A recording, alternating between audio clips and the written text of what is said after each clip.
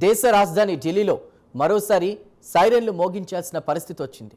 3 రాష్ట్రాలు 4 అరెస్టులు. కానీ ఈ కథ వెనక దాగి ఉన్నది ఒక కొత్త తరహా ప్రమాదం. ఇది గన్స్ బాంబ్స్తో మొదలైన కథ కాదు, ఒక మొబైల్ ఫోన్ స్క్రీన్పై మొదలైన ఆలోచన. ఆన్లైన్లో నిశ్శబ్దంగా పెరిగిన నెట్వర్క్ ఎలా క్రమంగా ఒక టెర్రర్ మాడ్యూల్గా మారిందో చూపించే కేసు ఇది. ఢిల్లీ పోలీసు స్పెషల్ సెల్ చేసిన ఈ ఆపరేషన్ కేవలం 4గురిని అరెస్ట్ చేయడమే కాదు, డిజిటల్ యుగంలో ఉగ్రవాదం ఎలా కొత్త రూపం దాల్చుతోందో బయటపెట్టింది. ఇక encrypted groups, secret chats, online propaganda ఇవే ఇప్పుడు కొత్త ఆయుధాలు. ఒకప్పుడు సరిహద్దులు దాటి జరిగే టెర్రర్ కార్యకలాపాలు ఇప్పుడు చేతిలోని ఫోన్ ద్వారానే రూపుదిద్దుకుంటున్నాయి. టెక్నాలజీ ఎంత శక్తివంతమో అదే సమయంలో అది ఎంత ప్రమాదకరంగా మారగలదో చూపించే ఉదంతం.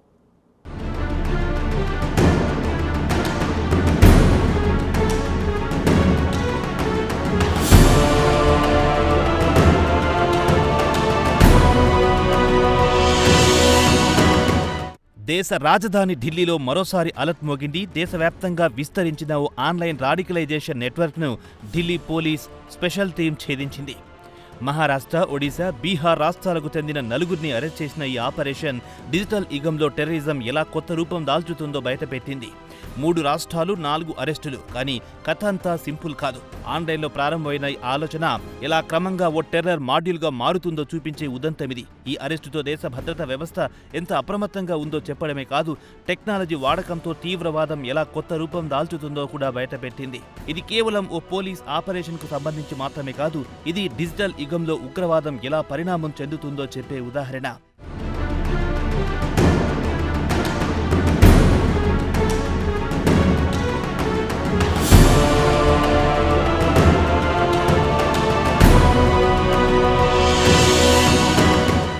ఇక ఈ కేసులో అరెస్ట్ అయిన వారు సాంప్రదాయ టెర్రర్ ట్రైనింగ్ క్యాంపుల్లో తయారైన వారు కాదు. వారు ఆన్లైన్ నెట్వర్క్స్ ద్వారా ప్రభావితమైన వారు. Close encrypted groups, secret communication channels ఇవే ఇప్పుడు కొత్త రిక్రూట్మెంట్ కేంద్రాలు.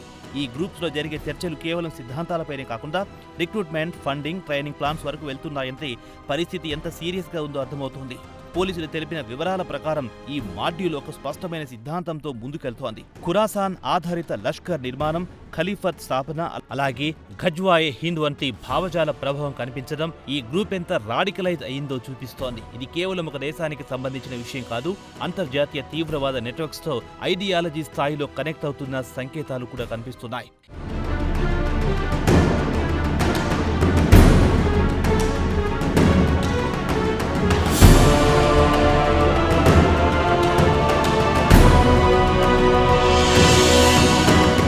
ఇక్కడ ముఖ్యంగా గమనించాల్సిన అంశం ఏంటంటే online radicalisation. Internet, social media ఇవి ఒకప్పుడు సమాచార మార్పిడి సాధనాలుగా ఉండేవి. కానీ ఇప్పుడు కొన్ని గ్రూప్స్ వాటిని తమ అజెండా కోసం వాడుకుంటున్నాయి.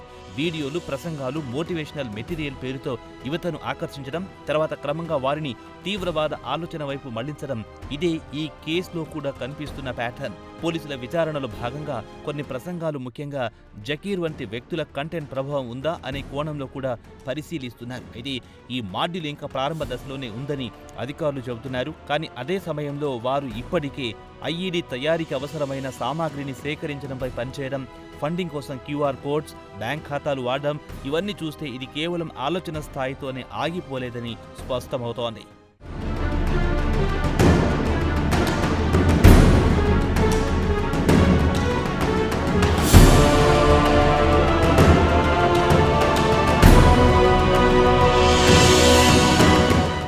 మరోవైపు వీరిలో ఓ వ్యక్తి ఎర్రకోట, ఇండియా గేట్ వంటి సెన్సిటివ్ ప్రదేశాల్లో రెక్కి నిర్వహించేవాడని అనుమానం వ్యక్తమవుతోంది. ఈ కేసు మరో ముఖ్యమైన అంశాన్ని కూడా బయటపెట్టింది. టెర్రర్ నెట్వర్క్స్ ఇప్పుడు డీసెంట్రలైజ్డ్ అవుతున్నాయి. ఒకే చోట కేంద్రీకృతంగా ఉండకుండా విభిన్న రాష్ట్రాల్లో చిన్న చిన్న సెల్స్ రూపంలో పనిచేస్తున్నాయి. వీటిని కనుగొనడం, ట్రాక్ చేయడం సెక్యూరిటీ ఏజెన్సీలకు పెద్ద ఛాలెంజ్గా మారుతోంది. ఇది ఈ ఆపరేషన్ ద్వారా పోలీసులు సమయానికి స్పందించి పెద్ద ప్రమాదాన్ని అడ్డుకున్నట్లు స్పష్టమవుతోంది. ఈ ఫండింగ్ విషయంలో కూడా కొత్త ట్రెండ్ కనిపిస్తోంది. సాంప్రదాయ మార్గాలకు బదులు crowd funding, digital transactions, QR codes వాడడం ఇవి ట్రేస్ చేయడానికి కాస్త క్లిష్టంగా మారుతున్నాయి. దీనివల్ల టెర్రర్ ఫండింగ్ అరికట్టడం మరింత కష్టతరమవుతోంది. అందుకే ఇప్పుడు ఇన్వెస్టింగ్ ఏజెన్సీలు డిజిటల్ ట్రయల్స్, ఫైనాన్షియల్ ట్రాన్సాక్షన్ను ట్రాక్ చేయడంపై ఎక్కువగా దృష్టి పెడుతున్నాయి.